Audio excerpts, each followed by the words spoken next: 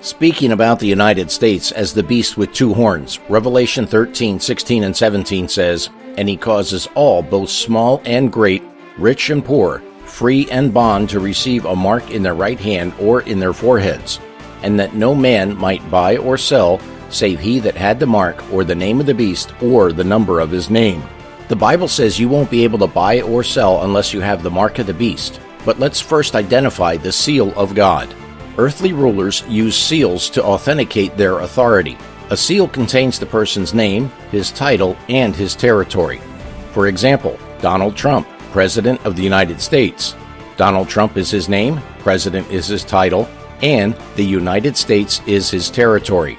God's seal of authority is placed in the forehead.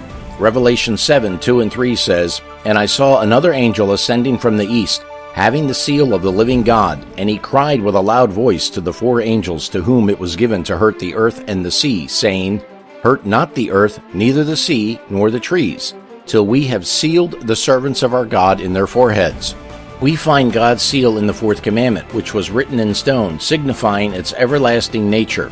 Can you pick out God's name, title, and territory in the fourth commandment? Exodus 20:8-11. "Remember the Sabbath day to keep it holy. 6 days shalt thou labor and do all thy work.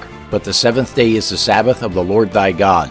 In it thou shalt not do any work, thou, nor thy son, nor thy daughter, thy manservant, nor thy maidservant, nor thy cattle, nor thy stranger that is within thy gates. For in 6 days the Lord made heaven and earth, the sea, and all that in them is, and rested the seventh day. Wherefore the Lord blessed the Sabbath day and hallowed it." The Lord thy God is his name. His title is the one who made, or in other words, the Creator. And the territory over which God reigns is heaven and earth.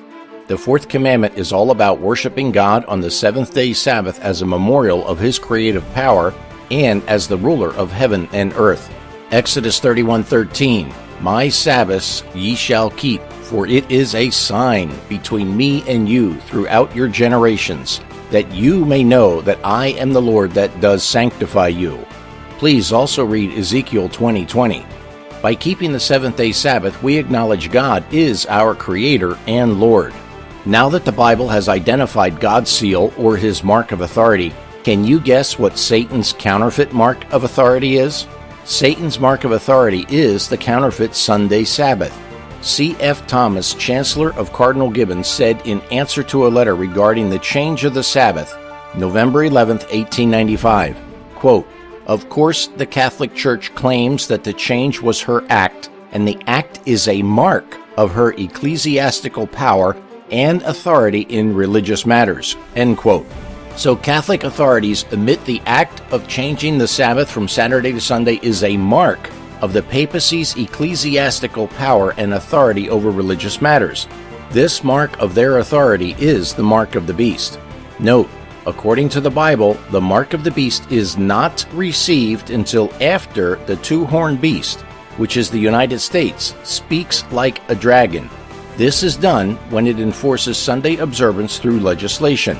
Years ago, Protestants were burned at the stake for opposing the unbiblical teachings and blasphemies of the papacy. But today, Protestants have been so deceived by Rome that they are now reaching out in blind, ignorant unity to embrace the papacy. God's seal of authority is his seventh-day Saturday Sabbath, and the papacy's mark of authority is the counterfeit Sunday. Some people may say it doesn't matter which day you keep, but it does matter to God, or he would not have commanded us to remember the Sabbath day to keep it holy. The Sentinel Pastor's Page, St. Catherine Catholic Church, Algonac, Michigan, May 21, 1995 states, "The holy day, the Sabbath, was changed from Saturday to Sunday. The day of the Lord was chosen not from any directions noted in the Scriptures, but from the Church's sense of its own power." In a book by Pope John Paul II titled Crossing the Threshold of Hope, page 3, 1994, he writes, "The leader of the Catholic Church is defined by the faith as the vicar of Jesus Christ and is accepted as such by believers.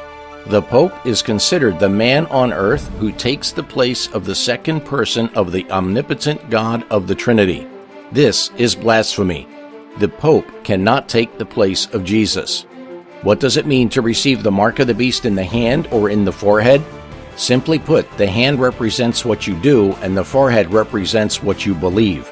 If your actions or beliefs are supporting the counterfeit Sunday Sabbath, then you are on your way to receiving the mark of the beast once the Sunday laws are enforced. Who will you worship, God or the beast? I encourage you to reject the papacy's counterfeit Sunday and to follow Jesus by keeping God's holy seventh-day Saturday Sabbath. To learn more, email stmedia.co@gmail.com with your name and address for the free book, The Great Controversy Between Christ and Satan, available within the continental United States while supplies last. Outside the continental U.S., we'll send you the book in PDF format. So please email us today with your name and address, and we'll send you this free book, The Great Controversy, Past, Present, and Future. That address again is stmedia.co@gmail.com. May God bless you as you seek to learn and follow His will for your life as found in the Holy Bible. One final note, please do not request this book if you already have a copy in your home. Thank you, and God bless you.